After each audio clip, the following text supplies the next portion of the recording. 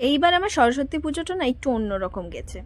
ঘুম থেকে উঠেই অঞ্জলি টঞ্জলি তো দিতে পারিনি, তাই চা টা খেয়ে নিলাম। চা টা খেয়ে টেয়ে রেডি টেডি হয়ে গেলাম, সেটা অনেকক্ষণ পরেই, বলতে গেলে দুপুরের দিকে। আমি আর মাঝখানে কোনো ভিডিও ক্লিপ নিইনি।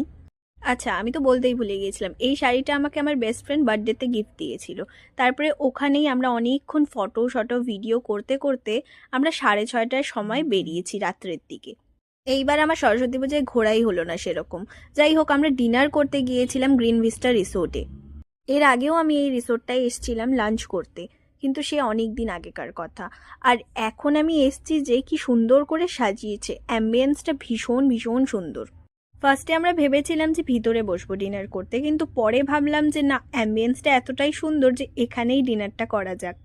আমরা ওখানে গিয়ে অনেকক্ষণ ফটোস ভিডিওস তুলে ঠুলে আমরা টায়ার্ড হয়ে গিয়েছিলাম। আর আজকে আমরা দিনের বেলা সেরকম ঘুরতে বেরোইনি, তো আমরা এতই ফটো দুপুরে তুলে নিয়েছিলাম যে আর ভালো লাগছিল না ফটোস ভিডিওস নিতে। অর্ডার দেওয়ার আধা ঘন্টা পরে আমাদের স্ন্যাক্স চলে আসলো। পুজোর টাইমে সেরকম খাবার টাওয়ার ভালো হয় না, কিন্তু এখানে দেখলাম যে না, ভালোই ছিল।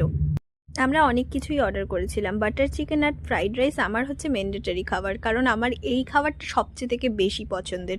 তো তারপরে যাই হোক, আমরা বাড়ির দিকেও রওনা দিলাম। স্টে টিউন, পরের ব্লগে আবারও দেখা হচ্ছে।